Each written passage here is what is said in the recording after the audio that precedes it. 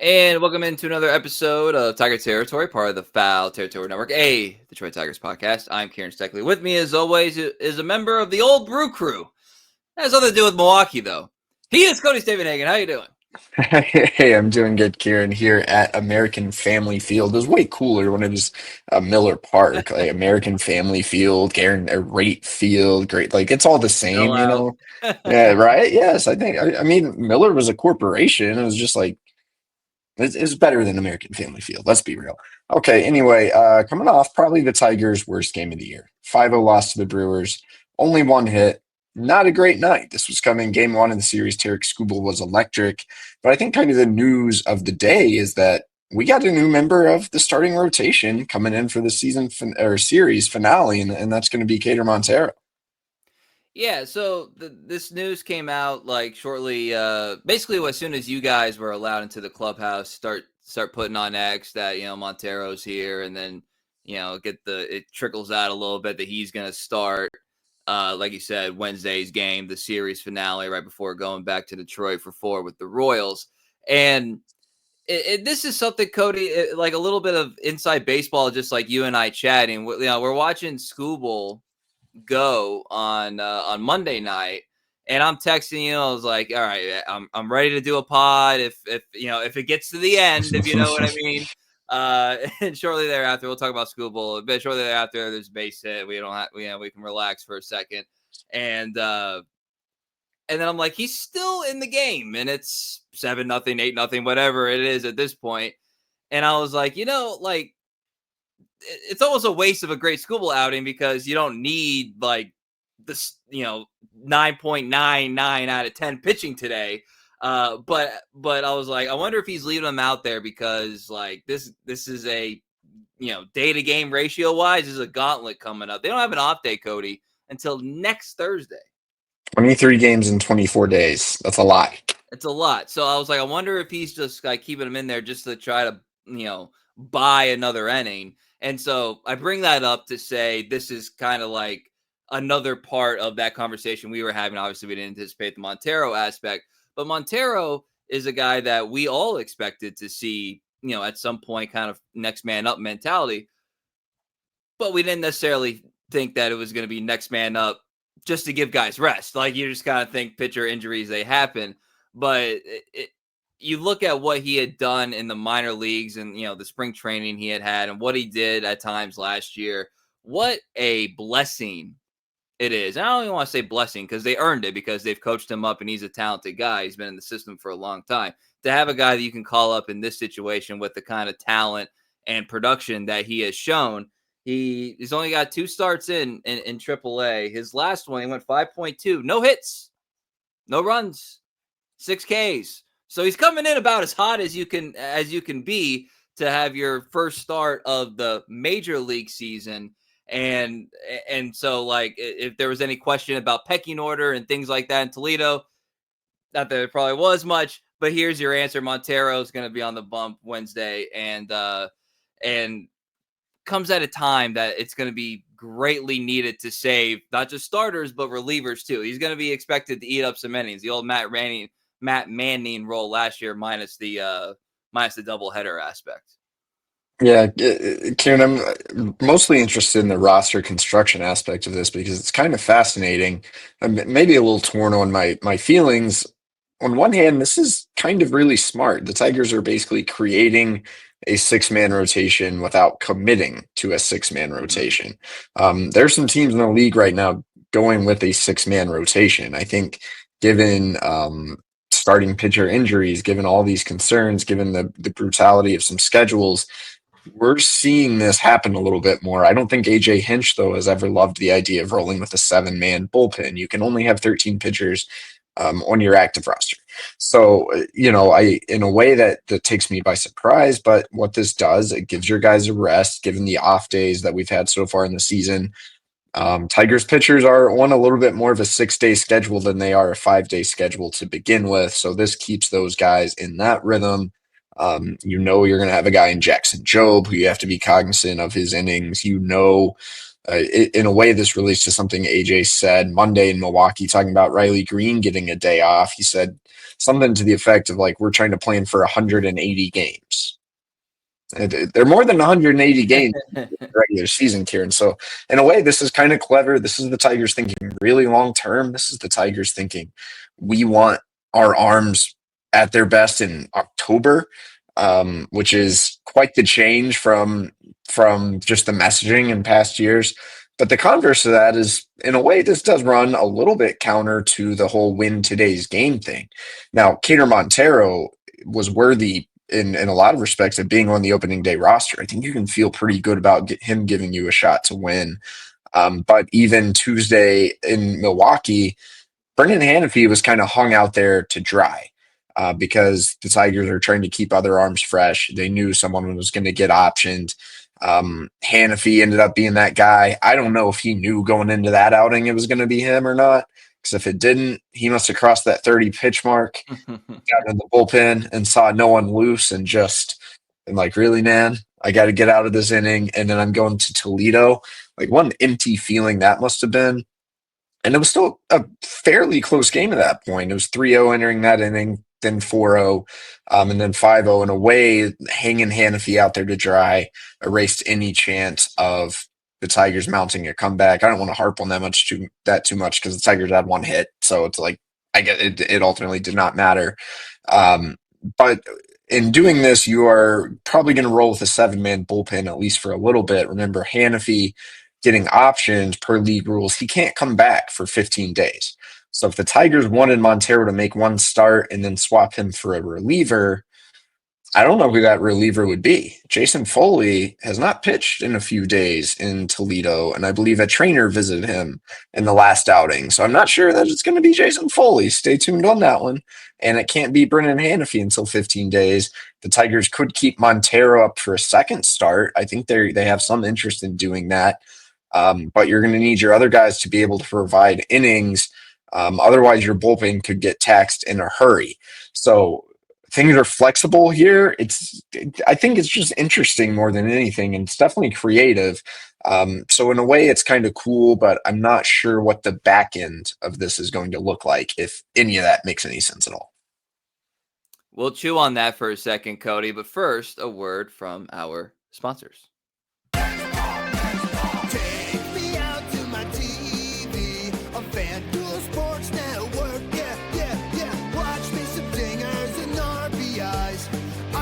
They have my local team live for its root for the Tigers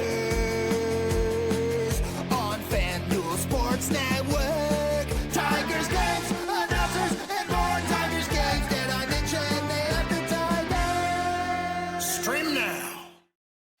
All right, Kieran. While that was rolling, I had another thought I want to get out there while we're still on the topic. Tigers are rolling with a 7-man bullpen. It's kind of a 6-man bullpen. One of those guys is Kenta Mietta. And I know a lot of people think, Kenta Mietta, if you're going to send someone out, why is it not Kenta Mietta? We know why. It's because they're paying them $10 million and they just don't pay people to not work. We're not going to spend too much time on that because it's just the reality of the situation. But in a way, your bullpen is even more shorthanded when one of them is a guy who's pretty much been in mop-up duty and a guy you're kind of staying away from. I think it's going to be a little bit of a delicate balance if the Tigers want to keep Montero in the rotation for like a second turn. Yeah, so the Mietta aspect of it, I was thinking because this came up. People who were watching the game on FanDuel Sports Network, code Baseball 30 for an extended free trial. Like, you were watching the game on FanDuel Sports Network, you saw it started out the game in the dugout. And then the game manifested itself a little bit, and you're like, oh, well, just kind of feels like a Montero or Mietta game. All the M names are running together real quick for me late night here on a Tuesday. And that obviously plays itself out. But here's the thing. If you're going to play this stretch, this many games, and you're handicapping your bullpen a little bit, well, Mietta's going to have to do something. And the weird thing about the Mietta piece of this is that the feelings that we had, like acceptance and some relatively positive feelings that we had not too long ago, Cody, about like we spent a long time this spring like accepting the fact that he could be the 5th starter and it'd be okay. Like it'd be okay, and then Casey Mize did his thing. The good things Mietta did in spring went away very quickly. His velocity's back down to 90. The splitter hasn't been that good. The location's been poor. And so but here's the thing, there's gonna be a time where AJ is gonna have to just be like, I don't really have a choice here. I just kind of got to roll the dice with Kenta. That's going to happen. So I'm gonna brace everybody. There's just not enough arms and too many games. Something like that is going to happen. You just kind of hope that it works out for you, because in theory he can't be this inefficient for the whole season. It's just like there were too many glimpses and too many glowing comments and stories about what he had done in the offseason. He did this, he started throwing earlier, blah, blah, blah, blah. For all that to be at best a wash, at worst a waste. So the Mietta piece is definitely worth knowing. I will say that, Montero, did you realize, Cody, last year he made 16 starts? I wouldn't have guessed it was that many. I would guess 12. 16's a lot. 16 starts. He was 19 appearances, 16 starts. Just to recap people's numbers for everybody: 4.76 ERA. I always remember that. What was that, like an hour and 45-minute complete game shutout? The Maddox. It was amazing. I think there was a presidential debate that night or something like that, or something that night that it's like, all right, everybody go home and watch the political event. When the stuff is good, the stuff is really good. But there is some, I just have to feel like the 4D chess element of this, Cody, with Harris and Hinch and company, is that this is not a one-off move. You said they would like to have him start twice. I almost feel like they brought him up to start twice. You see what I'm saying? As opposed to would like to. But again, they're not going to put themselves in a situation where they have to physically commit to that. So, very fascinating. I was on the edge of my seat waiting for what moves, what the corresponding move was. I didn't know if we were going to be able to talk about it tonight, because I thought maybe they might, take it up to the deadline tomorrow or whatever. So I'm glad, thank you, Tigers, for giving us a little content here on a Tuesday. Let's go to the good pitching element, Cody, and that was Tarik Skubal. Mentioned it. He had the perfect game going into the 5th there. It's probably a good thing that wasn't tonight and that was last night, because my feelings would have been just so prisoner of the moment. Was this the greatest pitching before? That was probably the best I'd felt about Skubal. And I've watched every single one of his starts. That felt one of the most dialed in I've ever seen Tarik Skubal. And he lived out every cliche that a competitor like him would say, where it's I don't pay attention to the score and all that stuff falling into his glove. They're up 8-0. You know what I mean? And he cruised. The pitch count was almost astronomically low as he went deeper into the game. And then obviously, had to kind of work around some things there at the end. But 7 innings, 4 hits, 0 runs, 9 Ks, 0 walks. It was as, like I said, it was as dialed in as I think I've seen him. I don't know, maybe ever. I don't know about the best, but it seemed like the most dialed in I had seen Tarik. I think it was probably a top 3 Tarik Skubal start ever. I think of he had a start in New York last year that was electric. I think maybe it was Cincinnati, something like that. I would put this up there with those, especially the first 5 innings. I mean, it was oh my God, Tarik Skubal might throw a no-hitter tonight. And then the stuff dipped a little bit in the 6th. He lost the feel for the changeup and escaped that jam, throwing a 99.6 mile per hour, just beam right by Rhys Hoskins to get out of the jam, and then came back for the 7th and was really good as well. Yeah, I keep saying it, we're at this point with Skubal where it's hard to talk about, because how many other ways are there to say this guy is really effing good?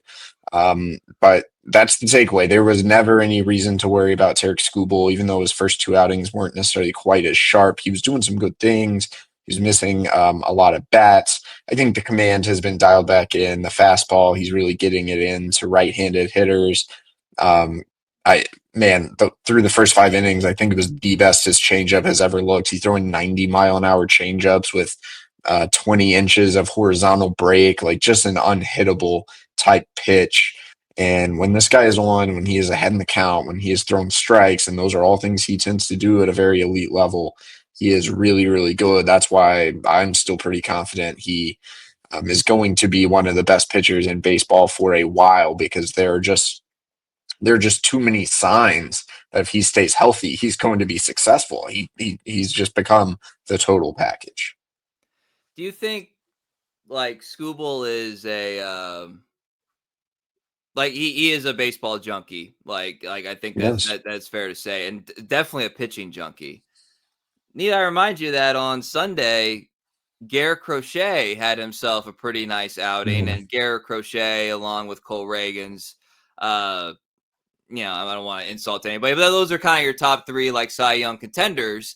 And Crochet has himself an outing that he has a no-hitter going into like the 7th, the 8th, and Skubal comes out. Is that a coincidence?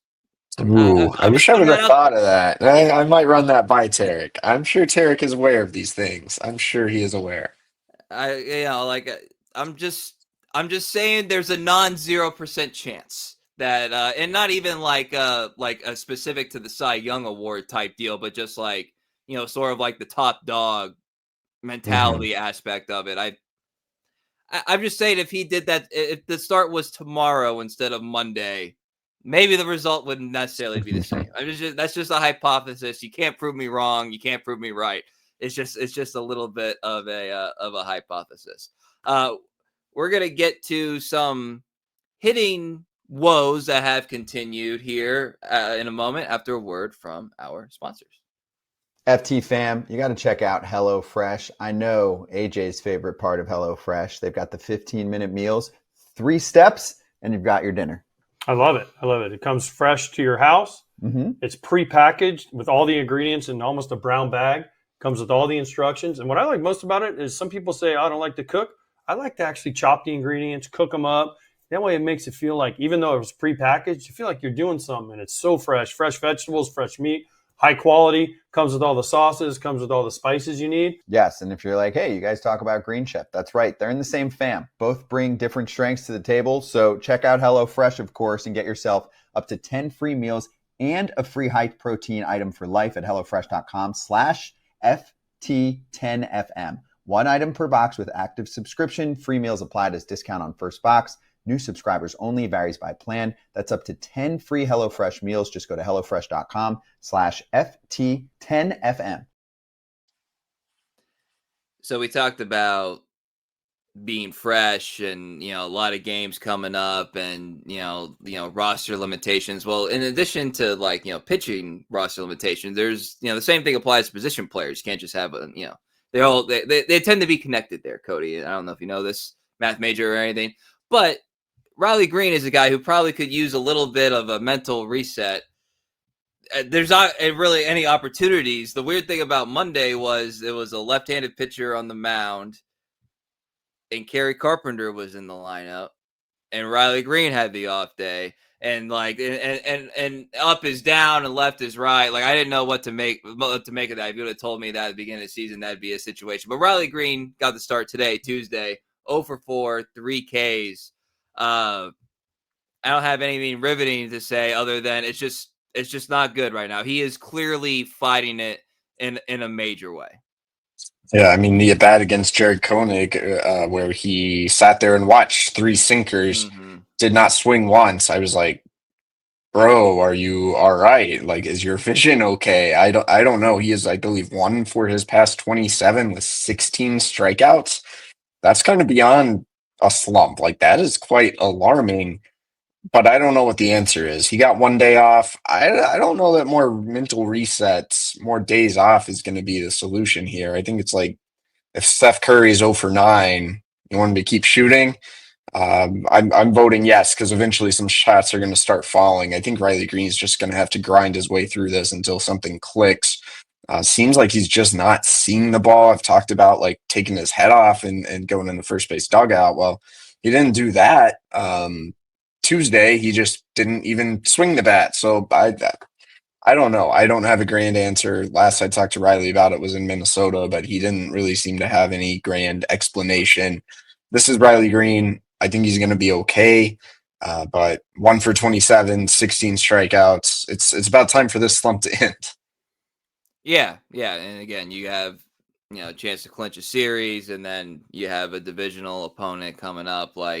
And here we are. It's mid-April. It's not like nothing is actually dire, but it's just not that encouraging to see. And you hope that things don't, kind of progress in a way that there's no coming back from. There's no reason to actually think that would be the case.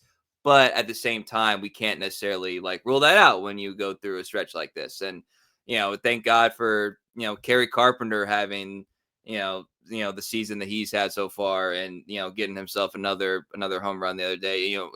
Torkelson continues to do his thing. Baez still overall kind of providing a spark, and we got to see Torres a little bit, and his funky running style, and his weird head first slides that somehow ended up with him getting hit in the face.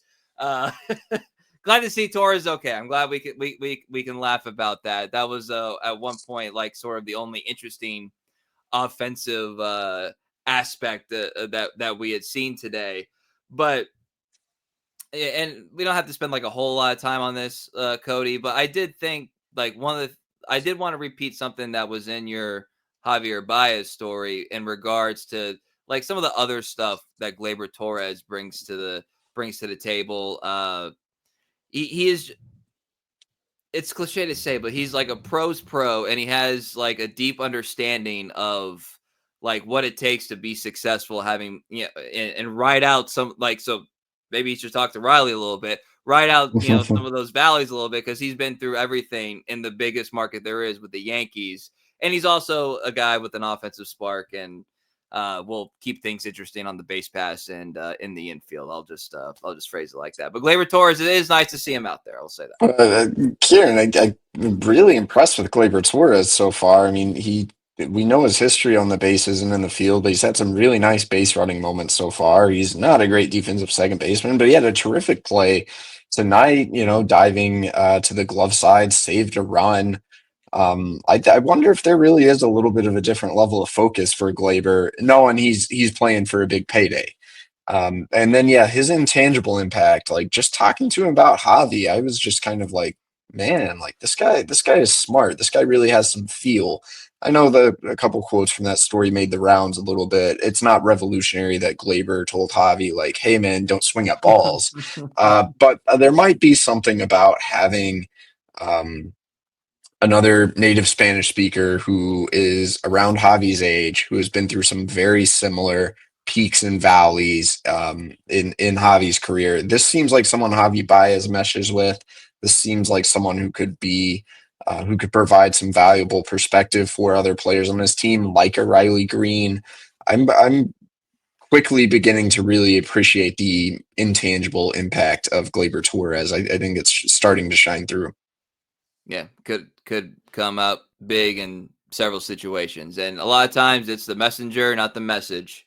And anybody who's been around kids, been around athletes, been in the office, that stuff is quite relevant. The messenger, not the message. All right, Cody, we'll wrap up here with our FanDuel Sports Network player spotlight. It's Keider Montero. Montero obviously is our player spotlight because we're going to see him for the first time this year, and nothing that we haven't already talked about. But I do want to reiterate that this is a valuable asset to the organization to be able to bring up in this situation, and keep in mind he's technically 7th or 8th starting pitcher in your organization if you include Alex Cobb, if you want to include Kenta Mietta as a quote starting pitcher technically. So he's that far down in the pecking order in some fashion, and he's a guy that I'm sure in terms of confidence level, Federer and company and Hinch and company and Harris and company, they felt pretty good about the opportunity to call it Montero. His no-hitter outing last time in Toledo probably helped that a little bit, but he is our FanDuel Sports Network player spotlight. Visit visit FanDuelSportsNetwork.com/packages. You can use code baseball30 for an extended free trial. Once again, that is code baseball30 for a 30-day extended free trial. FanDuelSportsNetwork.com/packages. And Yeah, okay. I was just gonna say, like the package of the Tigers was we saw the good and the bad. These 2 games in Milwaukee. We'll see what happens on Wednesday. Yeah, all very fair. I think the only other thing I know with Montero, I'm excited to watch him. Even in his 16 starts last year, he was a little bit more pitchability. It was sinker, slider. His stuff ticked up to another level in spring training, and it looked like he held that in Toledo. There's some more swing and miss to be unlocked with Keider Montero. This guy has the potential to become pretty good. Yeah, absolutely. And again, if it was maybe they make a different decision, Cody, if they think it's a one and done aspect and they think like 2 starts here. So hopefully it works out that they feel confident that's the case for him. And it'd be nice to be able to get this win because on Wednesday, because you haven't had to do the split and then win the get out game here in like a week plus or whatever.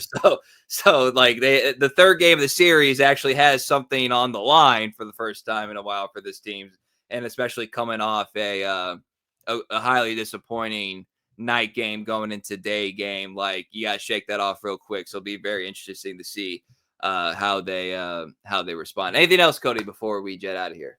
No, I think that covers it, but we will be back soon with the latest happenings around the Tigers.